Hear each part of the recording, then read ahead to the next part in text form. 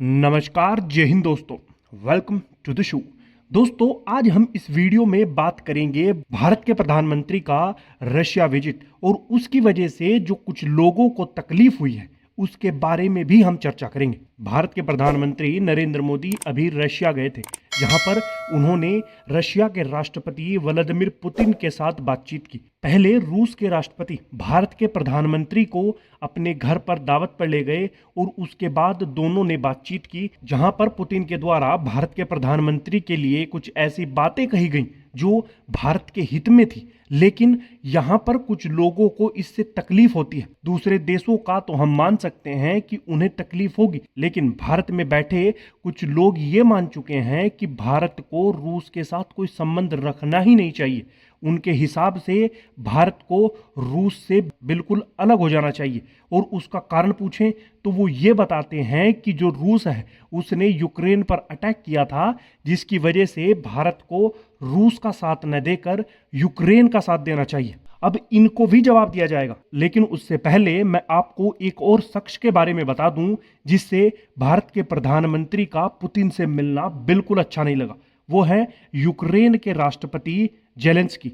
उनका ये कहना है कि भारत एक सबसे बड़ी डेमोक्रेसी है और वहां के प्रधानमंत्री का एक हत्यारे से गला मिलना बहुत शर्म की बात है। अब ये बात उनको कैसे समझाई जाए कि आपका रशिया के साथ युद्ध चल रहा है, आपकी रशिया के साथ दुश्मनी है, तो उसके लिए भारत रशिया से बातचीत क्यों छोड़ दे? आपने भारत के लिए क्या किया है, या फिर आपके विचार भारत को लेकर पहले कैसे थे, ये भी हम सब जानते हैं। और यही सवाल मैं भारत में बैठे उन लोगों से भी करना चाहता हूं जो ये मानते हैं कि भारत को रूस के साथ किसी प्रकार का कोई संबंध नहीं रखना चाहिए। ये हमेशा भारत के खिलाफ ही रहते थे, इनका बयान भी भारत के खिलाफ आता था। लेकिन आज मुसीबत के समय में ये भारत से मदद की उम्मीद रख रहे हैं, और जहां तक मदद हो सकती है भारत कर भी रहा है। लेकिन ये भी एक हद होती है। भारत अपने डिसीजन अपने आप ले सकता है कि हमें किसके साथ बातचीत करनी है,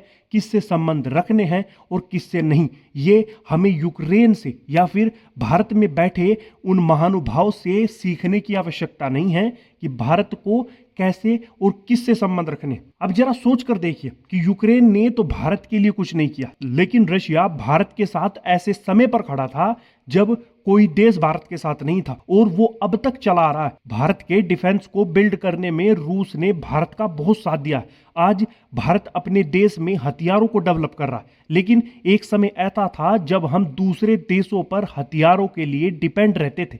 अब उस समय पर रूस ने भारत का साथ दिया। जब से यूक्रेन और रूस के बीच में ये युद्ध शुरू हुआ तो अमेरिका ने रूस पर प्रतिबंध लगाने शुरू कर दिए, जिसमें उसके क्रूड ऑयल पर भी प्रतिबंध लगाए। वेस्ट में कुछ ऐसे देश थे जो रूस से रेगुलर क्रूड ऑयल खरीदते थे, उन पर प्रतिबंध के बाद उन्होंने रशिया से क्रूड ऑयल खरीदना बंद कर दिया। अब रशिया को ये तेल कहीं तो बेचना था, उसने भारत को ये दूसरे देशों से कम दाम में बेचना शुरू किया, और भारत आज रशियन क्रूड ऑयल का सबसे बड़ा कंज्यूमर बन गया है। उसने चाइना को इसमें पीछे छोड़ दिया है। प्रधानमंत्री नरेंद्र मोदी का रूस का ये विजिट काफी महत्वपूर्ण हो जाता है, क्योंकि ये विजिट ऐसे समय पर आया है जब ये बातें बन रही थी कि रूस का झुकाव अब चाइना की तरफ ज्यादा हो गया है। और ये बात सब जानते हैं कि भारत का सबसे बड़ा राइवल जो देश है वो है चाइना, और चाइना ही पाकिस्तान का इस्तेमाल भारत के खिलाफ करता रहता है। प्रधानमंत्री नरेंद्र मोदी जैसे ही रशिया गए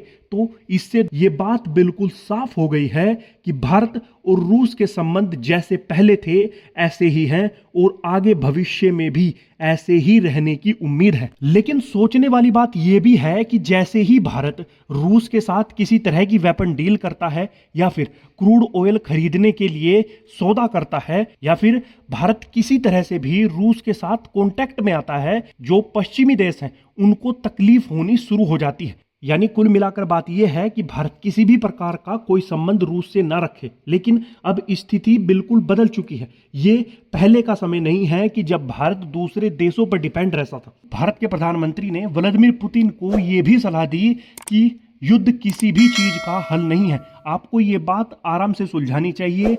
आज की वीडियो में इतना ही। धन्यवाद। जय हिंद।